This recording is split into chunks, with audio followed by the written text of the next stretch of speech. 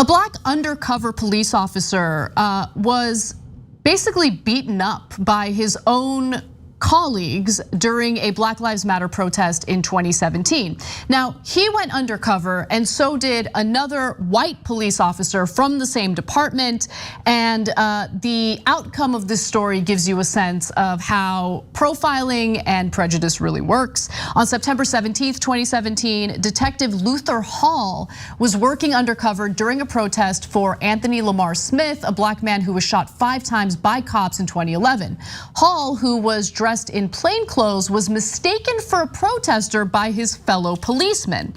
And so he was not only arrested, his cell phone was destroyed. They took the chip out of the cell phone and they proceeded to beat him to the point where prosecutors got involved in this case.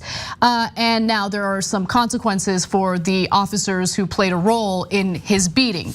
So here are some photos from the prosecutor's exhibit in the case, and it shows you how Hall was beaten. His lip is busted. You can see some of the wounds on his body. Hall was documenting the protest with a camera, and that's when he was detained and beaten, had his cell phone destroyed, and was finally arrested by fellow members of the St. Louis Police Department. Hall immediately underwent multiple surgeries following the attack by his coworkers and still suffers from permanent neck damage. Now, since the victim was a cop, there were actually some consequences for the cops who beat him. For instance, Dustin Boone, a former cop with the St. Louis Police Department, was found guilty Thursday of depriving his injured fellow officer, Detective Luther Hall, of his civil rights. The deprivation of rights under color of law is a felony civil rights charge and could put the ex-cop behind bars for up to 10 years. Boone also, by the way, has a history of violence against protesters and racism. In 2017, he allegedly slapped a case suspect in the face and sent officers texts joking about it, saying the suspect, quote, got his eyes widened with a little slap from a white boy, LOL. And there were 2 other former cops who have actually pleaded in this case. The 2 former cops with the department, Randy Hayes and Bailey Coletta, both also pleaded guilty to the beating earlier this year, and Hall has received a $5 million settlement. But notice that there was a white undercover cop who did not face the same, experience. No, I actually thought that was probably the most interesting part of the story. They both go undercover, and when the cops see a white protester, what they think is a white protester and a black protester, they let the white protester go completely. They don't do anything to him. The black protester, they kicked the living crap out of. He started FaceTiming, the cop who was doing the beating, started FaceTiming with his girlfriend, told her ahead of time. He was looking forward to it. Now, it turns out he wasn't looking forward to beating up protesters in general. He was looking forward to beating up black protesters, okay? And so now this second part of the story is if he wasn't recording it himself, the cop, and it turned out that the person he beat up wasn't a cop, but was just a regular citizen, what do you think would have happened? No consequences. None. None. And then guys, think about this. How many times do you think that's happened? Especially before all the cell phone cameras and all the body cameras came out for the cops. How often do you think the cops kick the living crap out of African-American men just for fun? Because it's not about the protest. He let the white protester go completely. They all did, all of those cops did. Because it wasn't just Boone, it was the other cops as well. And they're like, oh good, here's a black guy. We get to have fun by giving him permanent neck damage. And by the way, of course, the second thing they do after that, normally, if it's not an undercover cop, is they then charge him with assaulting them. Or resisting arrest. And resisting arrest, and those are the charges they usually put on people. And then that ruins not only their physical health, but their careers. Because then from then on, every single time they go to get a job, they have to check off, I'm a felon. Okay, let alone going to prison, etc. So this is how police have been systematically abusing black men in this country for literally hundreds of years. And the former Baltimore officer who I did an interview with, that still rings in my ears, where he's white and he said, even if they put us into white areas, we had to get a quota of arrests. We didn't want to arrest white people because they could turn out to be powerful. We'd always go to the black neighborhoods, no matter where you were assigned, and just arrest people. Who cares? You got to make the quota because it's part of your job.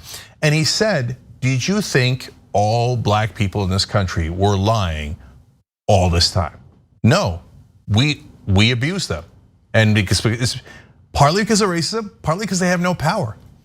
And so that's the reality of America. And the only people who deny it are the ones who kind of like that reality and don't want to get woken up to it. And they just want to say, hey, look, let the cops do what they're gonna do.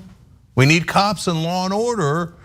And then whenever you do law and order on somebody on their side and go, hey, maybe Trump or one of his cronies should be arrested for their corruption, instead of like, no, we don't want law and order.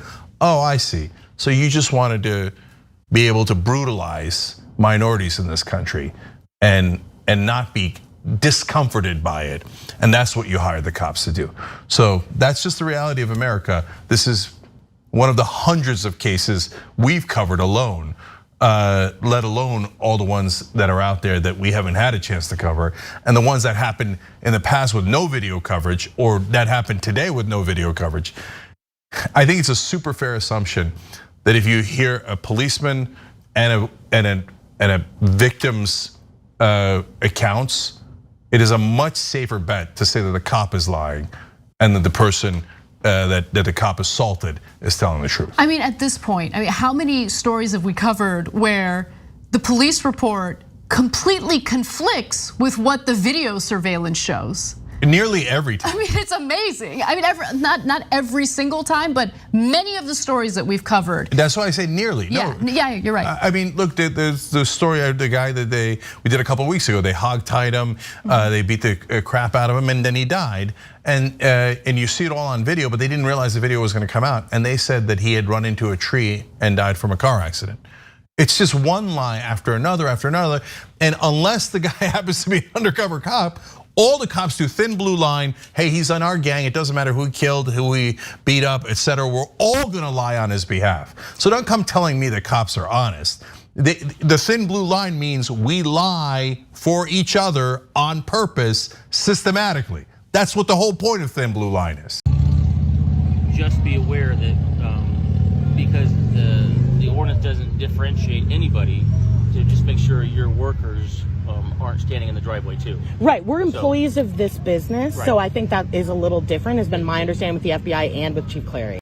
This video shows a Bellevue, Nebraska police officer telling a woman who works for an abortion clinic that she's violating the law by standing in the driveway of the abortion clinic that she works at. Make it make sense. Because this is we're business owners. We don't deal with federal laws. But we're business owners and we have a right to stand in our own driveway. Right, we just can't, other people can't stand in our driveway. Right, but the ordinance specifically says that you can't interfere with the egress and ingress, so it doesn't say. Yeah, are we interfering with the ingress? Well, this is our property though. Right. So we can interfere with whatever we want on our own property. I can interfere with the ingress and egress of my own driveway. I could ask the city attorney on that. Yeah, we should, because if I were to block my own driveway with cones, you couldn't give me a ticket for it. Right. So if I were to block my own driveway at my home, you couldn't give me a ticket. So that's why that's not the same. Right, but we work here. The ordinance doesn't differentiate, so I'll check on that. Would the ordinance say, if let's say I'm working on my driveway today, I'm gonna re-tar it, am I blocking the ingress and egress if I stand in the middle of my driveway? That's why I said I will check with the city. Okay, I just want to be clear because I'm certain that it's not a game. Well, it is. It isn't. I'm not talking about every other purpose property. I'm just talking about the ingress. But I feel like the police treat us like this isn't our property, and that's a big problem for me. Like, this is our property. We're allowed to do whatever we want on it. So you can't tell me that I can't stand in my own driveway. So how can you tell me that I can't stand in my driveway at the clinic? I'm Rayvana and welcome back to Rebel HQ. This video was recorded by an abortion clinic escort named Shelly, who runs the TikTok account at the Death Scorts. I don't think that most people have a realistic picture of what happens outside of abortion clinics. Clinic escorts do their job silently. That's the tradition of escorting, but I just couldn't anymore. Shelly takes a different approach to clinic escorting. She not only puts herself between the protesters and the patients, she also confronts the protesters and records it for her TikTok page. Adoption is an alternative to parenting. So if you don't want to be a parent, adoption is a viable option for you. But if you don't want to be pregnant, adoption's not going to work because adoption requires you to carry that baby to term. And so that's not an alternative to pregnancy. So when you say, please do not end your pregnancy, there are other options, that's actually not accurate. Unfortunately, the clinic doesn't just have to worry about the protesters. They also have to worry about the police. And you referenced something about trauma inside the clinic. Can you repeat that? You said there's mental health issues going on, and the people standing there talking to them for half a second are the ones causing them mental anguish. And yes. You said? I said, I'm sure they're already going through mental anguish making these types of decisions.